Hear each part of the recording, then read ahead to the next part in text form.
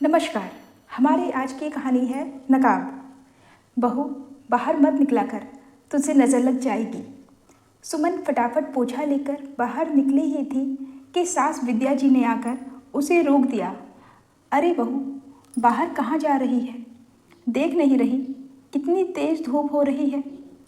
उनकी बात सुनते ही सुमन रुक गई और उनसे बोली, मम्मी जी, आज तो रमा दीदी काम करने नहीं आई हैं, इसलिए साफ सफाई तो हमें ही करनी होगी। घर में तो मैंने पोछा लगा दिया है, पर बस बाहर का पोछा रह गया है। अरे तो इतना कितना बड़ा पोर्च है हमारे घर का, छोटा सा ही तो है, तो रहने दे। पर मम्मी जी, जब पूरे घर में पोछा लग चुका है तो बाहर भी लगा ही देती हूँ। अरे बहू, तू कितनी सुंदर है, इतनी गोरी है, कहीं तुझे नज़र लग गई तो? अरे मेरी बहू को नज़र लगे ये तो मैं देख ही नहीं सकती। कुछ नहीं होता, एक दिन पोछा नहीं लगेगा तो कुछ बिगड़ नहीं जाएगा। अब विद्या जी ने इतनी बार कहा तो सुमन पोछा वापस रखकर आ गई। अभी हाथ धोकर हॉल में आई ही थी कि विद्या जी ने कहा, अच्छा बहू, मैं मायके होकर आ रही हूँ। तेरे मामा ससुर कितने दिनों से बुला रहे हैं। तेरी शादी के बाद तो मेरा जाना ही नहीं हुआ। आज संडे है तो सब लोग घर पर ही मिल जाएंगे। मैं शाम तक वापस आ जाऊंगी। तब तक तो समीर भी टूर से वापस आ जाएगा। उसकी ट्रेन भी तो शाम की ही है। तू तो जाकर आराम कर। उनकी बात सुनकर सुमन मुस्कुरा दी। विद्या जी थोड़ी देर में घर से रवाना हो गई और सुमन रसोई का काम निपटाकर अंदर कमरे में आ गई। तभी बाहर बरामदे में कुछ गिरने की आवाज़ आई। वो उठकर बाहर आई तो देखा कि एक छोटा गमला नीचे गिरकर टूट गया था। आस पड़ोस के बच्चे बाहर क्रिकेट खेल रहे थे। उसे देखकर बाहर खेल रहे बच्चे तो भाग गए, पर उसे समझ में आ गया कि बच्चों के खेलने के कारण ही वो गमला नीचे गिरकर टूटा है। वो बाहर टूटे हुए गमले और पौधे को उठाकर वहाँ पर सफाई करने लगी। आस पड़ोस की आती जाती औरतें उसे देख रही थीं, लेकिन किसी ने कुछ नहीं कहा। तभी पड़ोस में रहने वाली विद्या जी की सहेली रमा वहाँ आ गई। उसे देखकर बोली, अरे बहू, आज तुम यहाँ सफाई कर रही हो? उन्हें देखकर सुमन ने नमस्ते किया और कहा, हाँ आंटी जी, वो बच्चे खेल रहे थे तो शायद बॉल लगने से गमला टूट गया, बस उसी को साफ कर रही थी। अच्छा, तभी मैं सोचूं कि इतनी धूप में तुम कहाँ बाहर आ गई, वरना तुम तो कभी बाहर का काम करना भी पसंद नहीं करती हो और घर में भी बेचारी विद्या से कितना काम करवाती हो। ये सुनकर सुमन दंग रह गई। पर आंटी जी, घर के साफ सफाई के लिए तो रमा दीदी आती हैं और बाकी रसोई का सारा काम मैं करती हूँ। मम्मी जी से तो मैं ज़्यादा कोई काम करवाती ही नहीं हूँ। रहने दे बहू, 1 महीने में ही तूने इतने गुल खिला दिए कि तेरी कहानी तो सारे आस पड़ोस में मशहूर है। अरे रमा को तो इसलिए लगा रखा है विद्या ने कि तुझे बाहर बरामदे का काम करने में जोर आता है। इतना सा तो बरामदा है तुम्हारा, फिर भी बहाना करती हो तुम कि मुझे नज़र लग जाएगी। यहाँ तक कि एक गिलास पानी उठाने में भी तेरी कलाई मुड़ जाती है। अरे इतनी क्या नाजुक बनना कि अपनी सास को परेशान कर रही है। बेचारी विद्या की तो किस्मत ही खराब है जो वो तुझे झेल रही है। अगर मेरी बहू ऐसा करे ना तो अच्छे से सबक सिखा दूँ। रमा जी मुँह बिगाड़ते हुए बोली। लेकिन आंटी जी, आपसे ये किसने कहा? सुमन ने कहा। अब विद्या का पति तो है नहीं, बेटा भी बहू की सुंदरता के जाल में फंस चुका है, तो बेचारी अपने मन की बातें हमसे ही बतला लेती है। घोर कलयुग है। ऐसा कहकर मुंह फेर कर वो वहाँ से निकल गई। पर सुमन हैरान परेशान वहीं खड़ी रह गई। वो मन ही मन सोचने लगी कि शायद इसीलिए आस पड़ोस की औरतें उसे इस तरह से घूर कर जा रही थी। सुमन की समीर के साथ शादी अभी 1 महीने पहले ही हुई थी। सुमन दिखने में काफ़ी सुंदर और पढ़ी लिखी थी। वो समीर के दोस्त की बहन थी। समीर और सुमन का भाई मनन एक ही ऑफिस में काम करते थे। उसका उसके घर आना जाना था। वहीं उसने सुमन को देखा था। उसे सुमन बहुत पसंद आई थी। जब समीर की शादी की बात चली तो समीर ने विद्या जी को सुमन के बारे में बताया और साथ ही साथ ये भी बताया कि वो लोग एक ही बिरादरी के हैं। जब विद्या जी सुमन के घर रिश्ता लेकर गई तो उनके घर की स्थिति देखकर खुश नहीं थी। कहाँ समीर का परिवार उच्च मध्यम वर्गीय था और कहाँ सुमन का परिवार निम्न मध्यम वर्गीय। दोनों की आर्थिक स्थितियों में जमीन आसमान का फर्क था।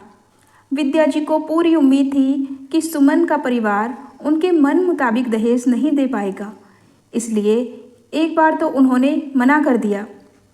लेकिन समीर की जिद के आगे उन्हें झुकना पड़ा और आखिर शादी के लिए हाँ करना पड़ा।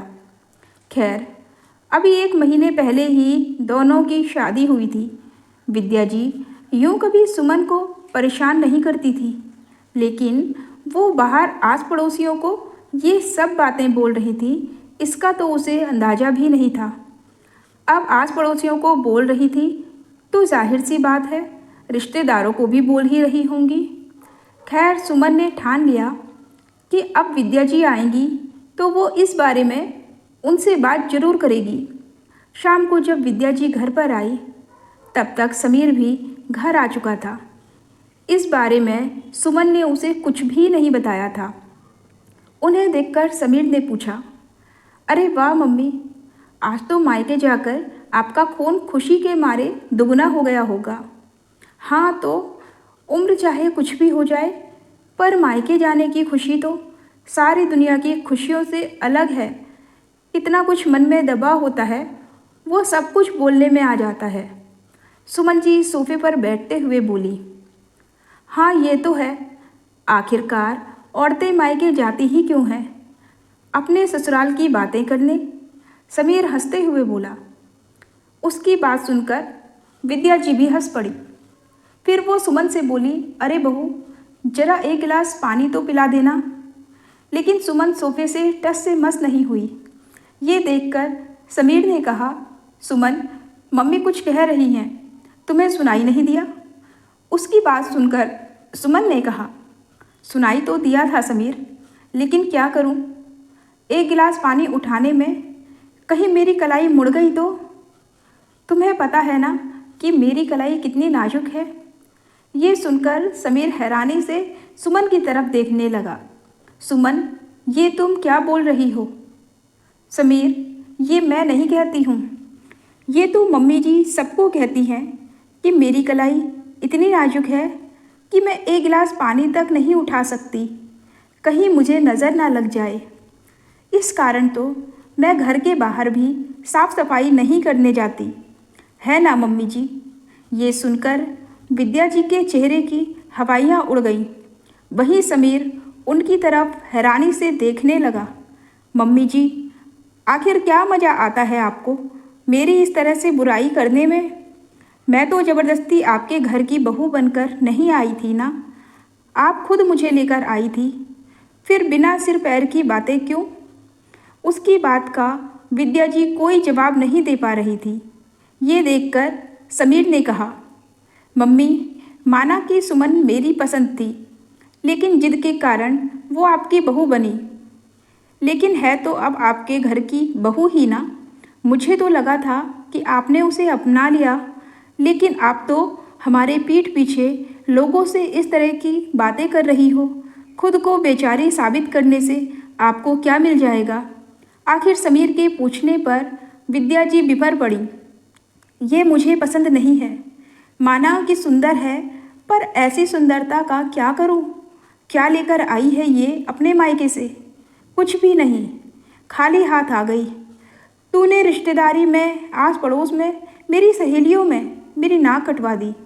ये सुनकर तो एक पल के लिए समीर और सुमन दोनों चुप रह गए। फिर समीर ने कहा, मम्मी, सिर्फ इस कारण कि आपकी बहू दहेज लेकर नहीं आई, वो आपको पसंद नहीं है? मुझे आपसे ये उम्मीद नहीं थी। हमारे घर में क्या कमी है जो आप बहू के परिवार से उम्मीद करती हो? पापा सब कुछ तो छोड़कर गए हैं आपके पास, और मैं भी ठीक ठाक कमा लेता हूँ। सिर्फ लोगों को दिखाने के लिए आपने अपने मन में एक गांठ बांध ली कि मुझे मेरी बहू पसंद नहीं, और इस कारण आप अपने रिश्तों को बिगाड़ रही हो। मम्मी, लोगों का कुछ नहीं जाता है। वो तो हमारे घर की बातें सुन सुनकर सिर्फ आपसे हमदर्दी जताते होंगे और फिर आपके पीठ पीछे हम पर हंसते होंगे। आखिर क्या कर रही हो आप ये सुनकर विद्या जी चुप रही। तब समीर ने कहा, मम्मी, मेरे लिए आप और सुमन दोनों ज़रूरी हैं। कम से कम मेरे लिए कुआं मत खोदिए। हम 3 लोगों का ही तो परिवार है, हंसी खुशी से रह सकते हैं। मैं आप दोनों में से किसी एक को भी नहीं छोड़ पाऊंगा। कहकर समीर अपने कमरे में चला गया। सुमन ने भी कुछ नहीं कहा। वो भी समीर के पीछे पीछे कमरे में चली गई। विद्या जी काफ़ी देर तक वहीं बैठी रही। आखिर समीर कह तो सही रहा था। यूँ पड़ोसियों के सामने, रिश्तेदारों के सामने बेचारी बनकर वो अपने ही परिवार का मजाक उड़ा रही थी। पर उन्होंने अपने किए के लिए माफ़ी तो नहीं मांगी। कुछ दिन तक घर का माहौल बड़ा बोझिल सा रहा, पर धीरे धीरे सब सामान्य हो गया। विद्या जी ने उसके बाद कभी आस पड़ोस में या रिश्तेदारी में सुमन के बारे में कोई बात नहीं की, या यूँ कहें कि उसकी कोई बुराई नहीं की। ये थी हमारी आज की कहानी।